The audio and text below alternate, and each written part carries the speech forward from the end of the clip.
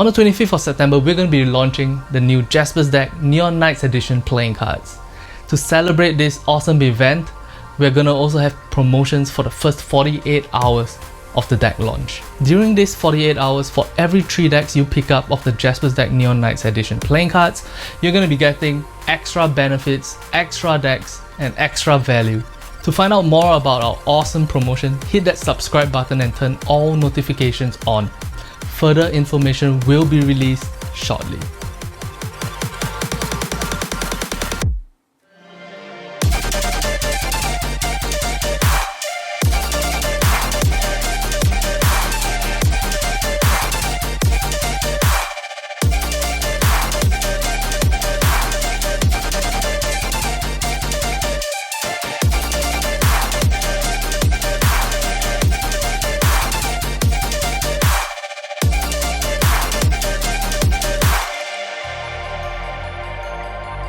Hey guys, what's going on? It's me, Jaspas, and welcome back to School of Cardistry.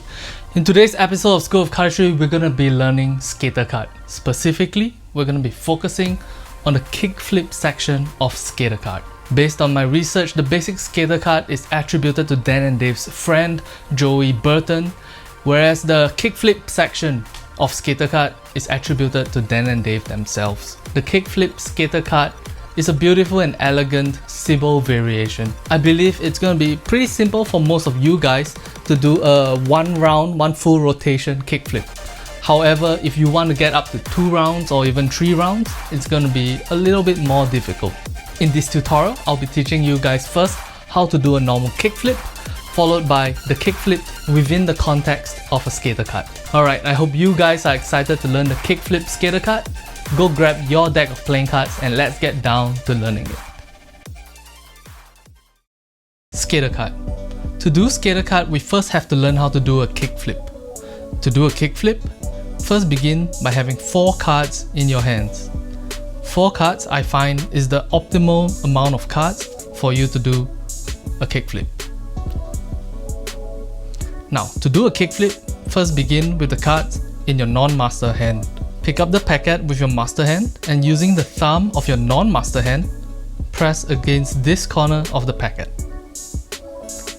Using the middle finger of your master hand, place it on this corner of the packet. You want to get used to holding a packet of cards between these 2 points of focus. Try not to press the cards too hard. This will cause the packet to bend. You want it to be a light amount of pressure between your middle finger and thumb. Having a light amount of pressure between your middle finger and thumb allows you to kick the packet. If you press too hard, not only will the cards bend, but the packet will not spin, as seen here. To figure out how much pressure to place on this packet of cards, first place a lot of pressure on the packet, slowly reducing it to the point that the packet is about to fall. Once you've reached the point where the packet is about to fall, apply just a little bit more pressure. To spin the packet, bring your ring finger of your master hand up and above the packet and push down on it. You should feel that the packet has some inertia and will spin more if you push harder. If you find that the packet immediately stops after you push it, that means that you're having too much pressure on the cards. On the flip side, if you find that the packet goes far away as you kick the packet, that means you are either kicking the packet too hard or having not enough pressure between your thumb and middle finger. For an easier experience learning how to do Skatercut later on, you want to get used to having this packet between your middle finger and thumb. Practice also using your ring finger to kick the packet at least 1 full round. Okay, so now that you're able to do the kickflip part of Skatercut, we're going to have to break into 2 groups. The right-handed cardist, please continue watching the video, and the left-handed cardist, please use the time code on the screen now to get to the left-handed part of the tutorial. So to do Skatercut, first begin with the deck in your non-master hand. Pick up the packets into a Z grip having 4 cards in this packet right here. If you are off by 1 card, i.e. you have 3 cards or 5 cards in this packet, that is fine as well. Using your thumb, you want to approach this corner of this packet, like so. Now, while your non-master hand thumb is approaching this packet, you want to use your master hand ring finger to press against this side of the card. In doing so, you're going to allow your middle finger to slide across like this to the corner of the card. In doing so, you should be able to use your thumb to push out this packet. However, if you just push out the packet using your thumb, the Skatercut is not going to look nice like this. It looks like a mess. So what you want to do is turn your master hand upwards. Just like this. One more time. Thumb pushes forward, right hand turns upwards, just like this. You want to push out your thumb and turn out your hands at the same time. So, very, very nice. Once you've reached this position, you want to move your ring finger up and above the kickflip packet. Using your ring finger, kick the packet about one full round. Once your kickflip packet stops spinning, you can bring your thumb back as well as your middle finger back into between these two packets to get back to your Z grip position.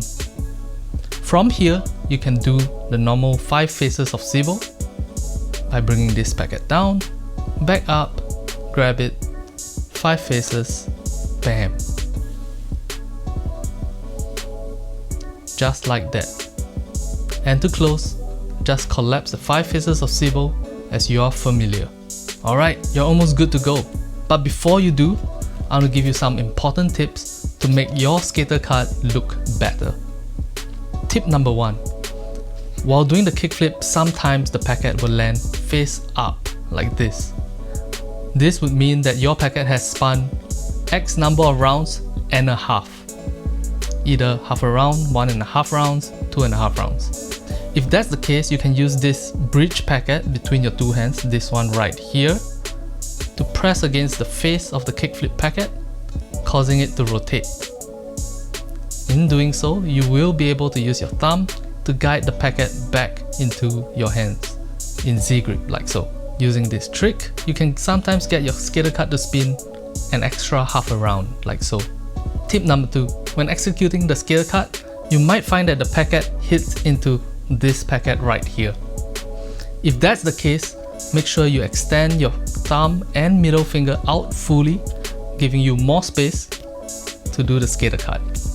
Extending the kickflip packet out fully gives you more space between the kickflip packet and the bridge packet, allowing for bigger spins in your Skatercut. Tip number 3. If you decide to learn Skatercut to the point of being able to do multiple round kickflips, you might find that this corner of the packet slowly travels up your middle finger. That is absolutely normal. However, because the kickflip packet slowly inches backwards, there is a chance sooner or later that the packet will hit into the bridge packet between your two hands. This makes it difficult to do huge number of rounds of kickflips. My tip to ensure that the packet moves backwards as little as possible is to ensure that the packet that is being kickflipped really is about 3 to 5 cards. Also ensure that the kickflip packet starts as high on the thumb as well as the middle finger as possible.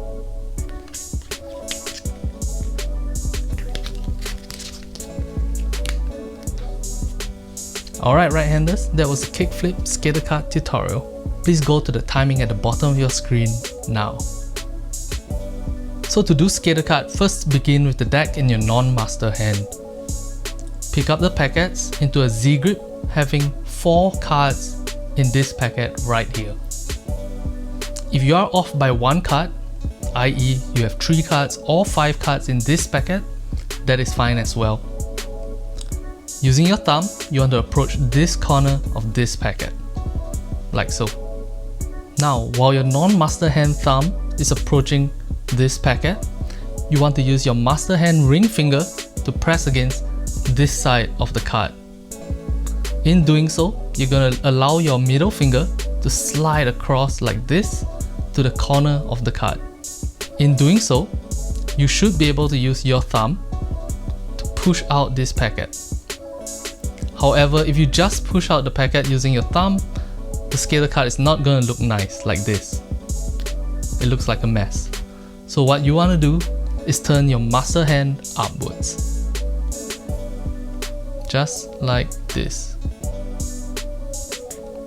One more time. Thumb pushes forward, right hand turns upwards, just like this. You want to push out your thumb and turn out your hands at the same time. So, very, very nice. Once you've reached this position, you want to move your ring finger up and above the kickflip packet. Using your ring finger, kick the packet about one full round. Once your kickflip packet stops spinning, you can bring your thumb back as well as your middle finger back into between these two packets to get back to your Z grip position. From here, you can do the normal 5 phases of Sibo by bringing this packet down, back up, grab it, 5 phases, bam. Just like that. And to close, just collapse the 5 phases of Sibo as you are familiar. Alright, you're almost good to go. But before you do, I want to give you some important tips to make your Skatercut look better. Tip number 1. While doing the kickflip, sometimes the packet will land face up like this. This would mean that your packet has spun X number of rounds and a half. Either half a round, 1.5 rounds, 2.5 rounds. If that's the case, you can use this bridge packet between your two hands, this one right here, to press against the face of the kickflip packet, causing it to rotate. In doing so, you will be able to use your thumb to guide the packet back into your hands in Z grip like so. Using this trick, you can sometimes get your Skatercut to spin an extra half a round like so. Tip number 2. When executing the Skatercut, you might find that the packet hits into this packet right here. If that's the case, make sure you extend your thumb and middle finger out fully, giving you more space to do the Skatercut. Extending the kickflip packet out fully gives you more space between the kickflip packet and the bridge packet, allowing for bigger spins in your Skatercut. Tip number 3. If you decide to learn Skatercut to the point of being able to do multiple round kickflips, you might find that this corner of the packet slowly travels up your middle finger. That is absolutely normal. However, because the kickflip packet slowly inches backwards, there is a chance sooner or later that the packet will hit into the bridge packet between your two hands. This makes it difficult to do huge number of rounds of kickflips. My tip to ensure that the packet moves backwards as little as possible is to ensure that the packet that is being kickflipped really is about 3 to 5 cards. Also ensure that the kickflip packet starts as high on the thumb as well as the middle finger as possible.